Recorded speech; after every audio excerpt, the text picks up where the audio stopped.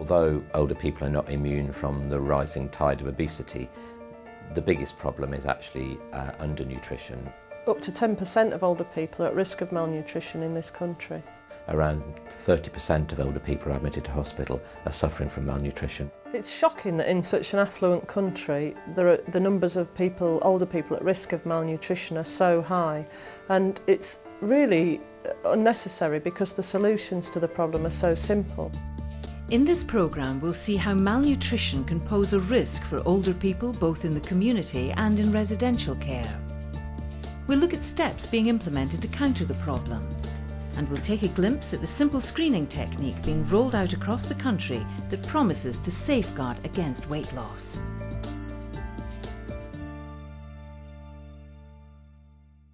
There does seem to be quite a wide variation in the extent to which care homes prioritise nutrition and hydration and deal with it effectively. There are some fantastic examples of care homes who've actually grappled with this issue and made it a real priority. There's a real opportunity to learn from the best and bring everyone up to a really high standard. In the Dorset town of Sherborne, the 50 residents of the Hayes care home live in cottages of 10 bedrooms each. In 2008, the Hayes was named Care Home of the Year by the National Association of Care Caterers. There isn't really a secret in doing well, it's training. I think that you have to learn from the bottom, you know, how to make a roux, knowing how to do home traditional cooking. It's not opening a bag. I think that in a residential home it should be all homemade food and not convenience food. And that's what I was trained to do. Meal times are extremely important. It's the highlight of a lot of people's days. The pork's in there and your vegetables are all under there. Bless you. Right? And I need some large spoons, okay? Yeah, I can get you some. And it's an opportunity for people to meet together, especially for those residents who prefer to spend time on their own in their bedrooms. We do try and encourage them to join in with at least one meal a day. It's quite hot, I think. It's stuck here. Water or squash? Mealtimes are not just the food that we eat, it's who you ate it with, where you were seated, was it comfortable? Oh, this is very nice. We put the effort in to make sure that the cutlery, the crockery all match, the tables are decorated, residents are assisted to eat in a dignified, respectful manner. Every morning I go around and ask if the residents are up what they'd like for breakfast. I'm always one-to-one with my residents, even though there's 50. I'm fine, I eat everything, lovely food. Good. Cheese salad and the ham salad, which are the two visitors. Okay. We encourage relatives and friends to come as well to eat meals with the residents. I think it gives them reassurance that we are providing good nutritional diets. Finished vegetable? Finished. Do you want some carrots and some cabbage? I've always said the food is excellent. Yes, and it is, and plenty of it. The food in here is very good. You wouldn't get a better place than this to have your meals in. Right. Afternoon, everybody. Good afternoon. Hope you've all enjoyed your lunch. Good, good, good. As part of ensuring that residents feel that they have choice and control in their lives, we have a residents' forum every month. We always try and make sure that the catering manager, Jenny, attends the forum meetings because food is always a hot topic. A couple of the residents always ask for things like faggots, the old traditional food like rice pudding, why don't we have it done in the oven so it's got skin on, syrup on their bread and butter. But that's what they like and that's what we're here to please, you know, we're here to please them. I'm going to hand over to Jenny now. If anybody has any suggestions they would like on the new menus or there's something wrong with them, I'm here today to take your complaints. Well, I know I'm going to get shouted down. Tripe. Tripe. Bananas. Anybody else agree with Bill? Tripe and onions? Oh, we had some yeses. You know, if you would like that on, that's what, you know, I can put on the menu. Appreciate that. Yeah. I thought I was going to get shouted down. So. They will often ask for things that we can't always provide. they wanted roast leg of lamb once a week. The budget won't run to that. As long as we tell them why we can't provide, generally they seem to accept that. What is important is making sure that they have an opportunity to discuss their ideas and their views about the home. Are you happy when you have your birthday teas? I think I like to mention, Jenny, and that is in some of the homes, every cottage comes out on the birthday. One or two can be more vocal than others. So we also undertake monthly quality assurance exercises, and that's where we have a fairly simple form, and one of the questions is about, do you enjoy the food and would you like to see any changes? So in that way we try and reach as many residents as possible. People say, what's it like there? I just say, well, it's the best hotel in Sherborne. Yeah.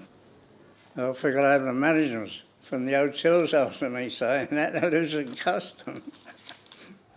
Soon, all residents of the Hayes will be nutritionally screened by a technique called the Malnutrition Universal Screening Tool, otherwise known as MUST. It's important that when people come into health and social care services, we screen them to make sure they are not at risk of malnutrition. There's a screening tool called the MUST tool that's been primarily used in healthcare services, but it requires minimal training for frontline workers to use it. So what we'll do is we'll run through the new nutritional screening policy, and we're going to use Maria here as our resident, as an example. Okay. I must admit, I always thought MUST was quite a complicated tool. And when you understand that it is just a matter of talking to people and finding out about their weight and height, you realise that it's a very simple tool. So the first thing we do is to calculate a resident's BMI score. Do you know what your weight is? 61.8 kilos. And your height? 170 centimetres. So we'll come up to 61 kilos, and then you take the lines up to there and across to there, and it would join in there. It'll have a BMI score of 21. Then what you're also doing is talking to your resident about whether or not they've recently had any unplanned losing of weight. So Maria, have you recently lost any weight? Yes, I have 5 kilos. Okay, so on the other opposite side of the sheet, that gives her a score of 1. While her BMI is spot on, Maria's recent weight loss means she scores 1 on the MUST scale. She's at medium risk of malnutrition. So what you're wanting to do is encourage and observe, encouraging more of the cakes and the crumpets, the calorific, high calorific type foods that perhaps you wouldn't normally be eating. If somebody has a score 0, you actually just need to, observe and really take no action. If they are looking towards the slightly heavy side, you might be trying to encourage healthier eating. If someone has a 2 or higher, then you're trying to add extra creams. We're probably offering Complan or Build Up as a mid-morning and mid-afternoon drink. If you're feeling like you're really not having much success, they would then get referred via the GP to a dietitian.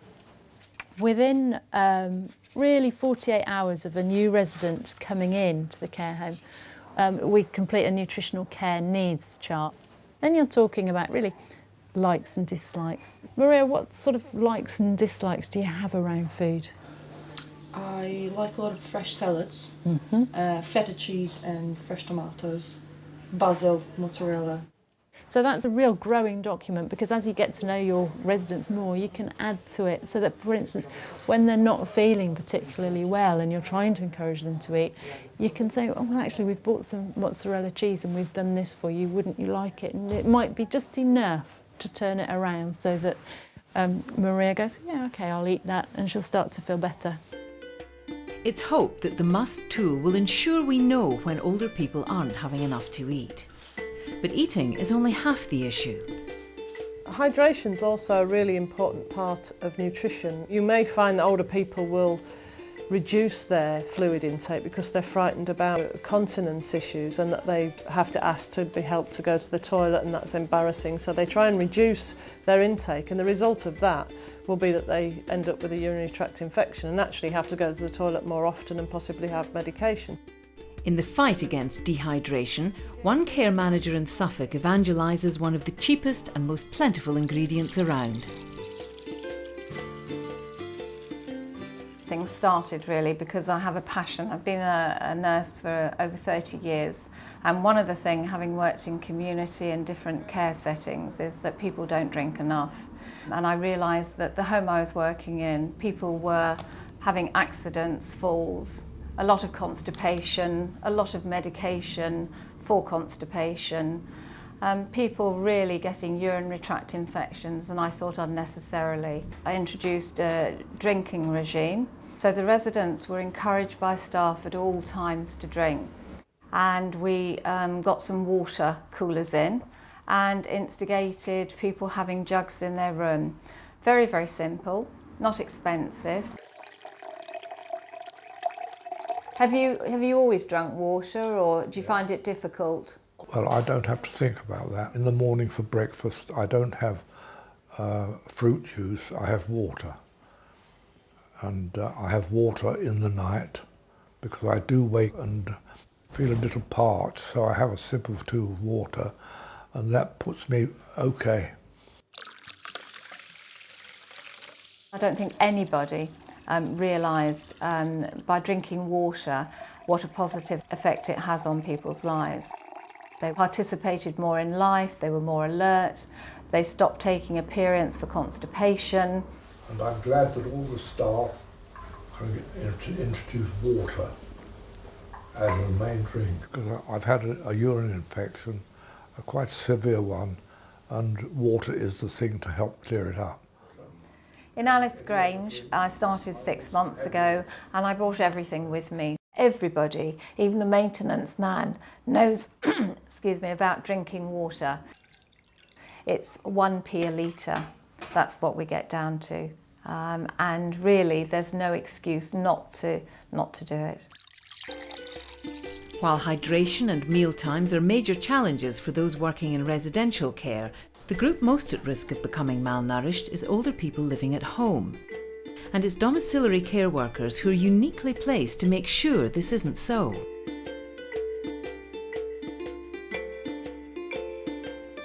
My job is home care assistant, looking after elderly people.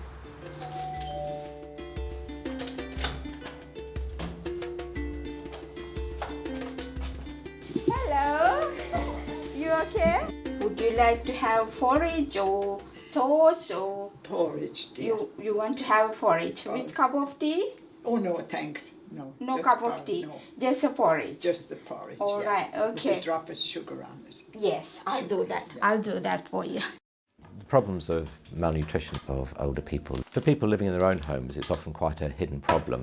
So it may be, for example, following a bereavement, someone living on their own doesn't have either the skills to shop and cook because their partner used to do it. And there's around 25% of older people living in the community have symptoms of depression. And that can really impact on motivation to do things like shopping, cooking. She doesn't eat big breakfast, but she does eat lunch, good lunch, And the supper also, kind of diet something. She always says she doesn't want to get fat. Oh, you are ready? Here is your porridge. Tiny little, okay? I didn't make a lot. I am sure you can eat this, yeah? This is lovely.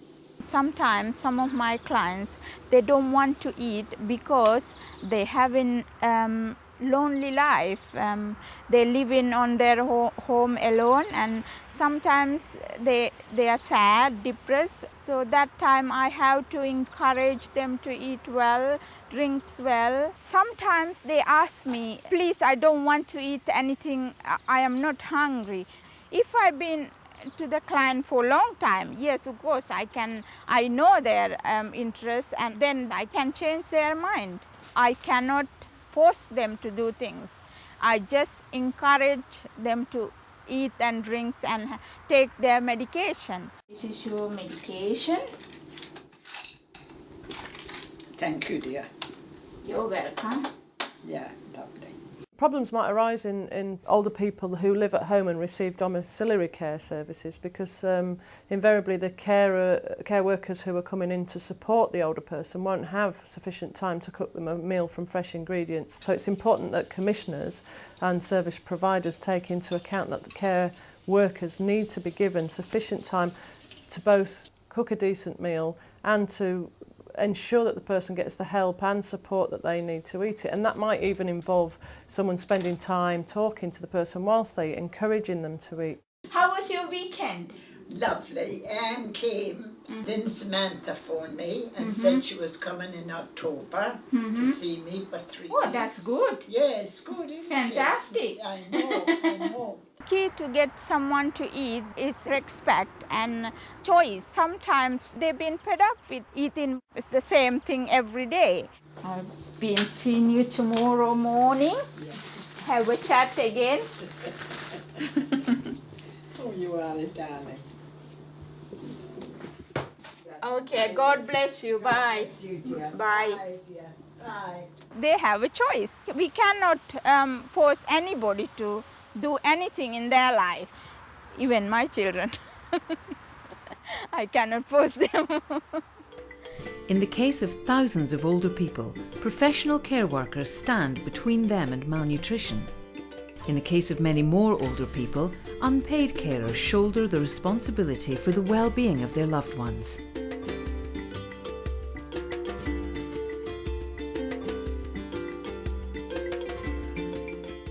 You feel like Fanny Craddock, Ma? Eh? You feel like Fanny Craddock?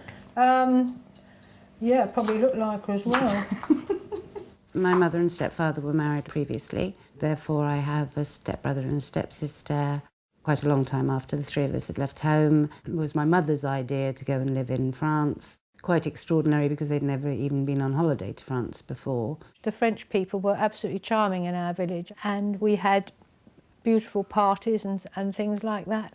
They lived there for about 18 years, very, very happily, until life became a little bit difficult for them. I had to make the decision for them to come and live with us and rescue them, essentially. Do you remember where I keep the oil, Ma? Somewhere down there or there, I'm not quite sure. That one, well done.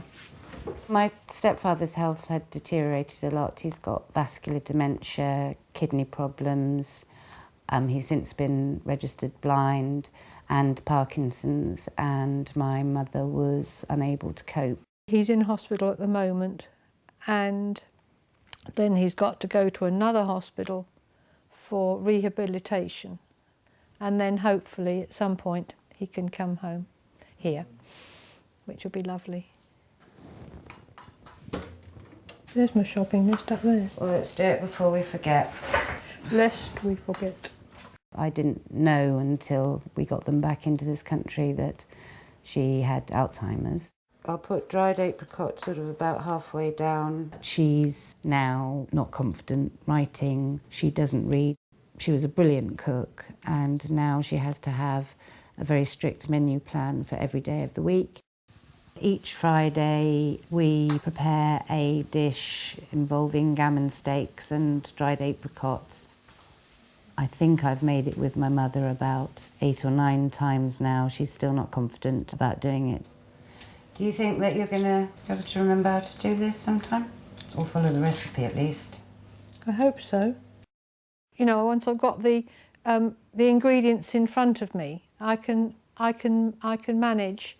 I'm trying to think of some things that we've done lately, Debbie and I.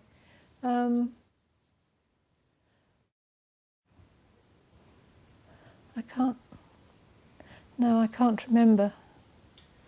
It's a difficult situation because I need to look not only at the nutritional benefits of what they're having to eat, their personal tastes, my mother's ability to prepare the elements, and my stepfather being able to manage to swallow them. Meal plans are pretty difficult. You know what you'll need to chop them with? One of these? Yeah. We could use Meals on Wheels. However, I think that for her mental state, I think she needs to be pushed. There's that. And you need to put some wine in. Oh, yes. I think she needs to have the responsibility of caring for herself and for him.